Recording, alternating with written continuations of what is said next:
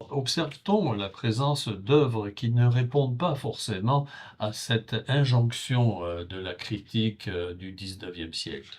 Oui, au 19e siècle, il y a eu quelques propositions qui cadraient mal avec le projet idéologique. D'ailleurs, le tout premier roman, ou enfin un des tout premiers recensés, celui d'Aubert de Gaspé-Fils, L'influence d'un livre, en fait partie.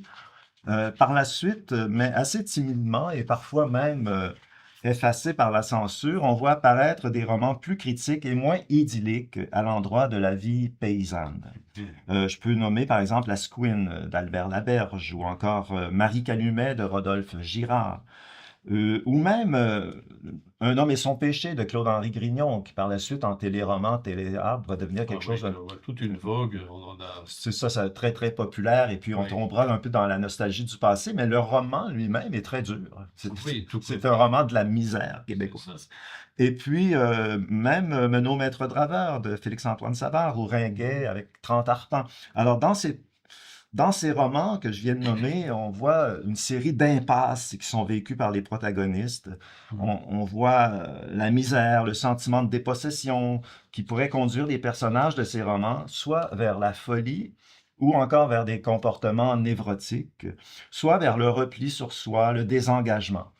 Dans les années 60, on est revenu sur ce syndrome et on a cherché à le transpercer, à le dépasser, mais le discours sur la folie va être encore plus marqué et politisé. Mmh. Il sera interprété comme le symptôme d'une aliénation politique du sujet québécois.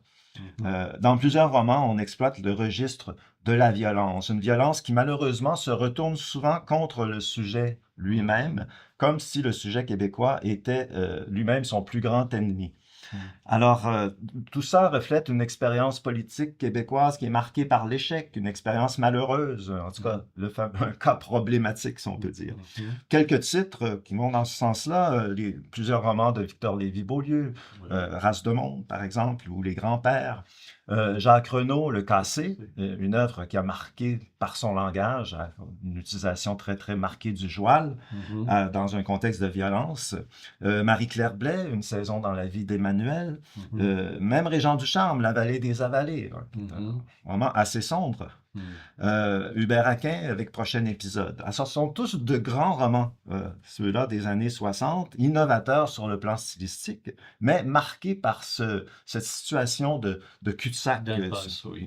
Et il y a Jacques Ferron qui, avec Les Confitures de coin, a tenté d'ouvrir la perspective. Mmh. Mais cela dit, il est bon de rappeler que à partir du second conflit mondial, le roman avait déjà quitté la campagne pour se pencher sur la vie urbaine. Il s'agissait de Mmh. parler de la réalité québécoise, mais d'une Mmh. réalité plus moderne. Alors, les deux classiques du genre demeurent Bonheur d'occasion de Gabriel Roy et Au pied de la pente douce de Roger Lemelin. Ces personnages sont aussi des défavorisés, mais ils ne sombrent pas dans la folie. Mmh. Ils engagent plutôt un combat pour se sortir de leur misère.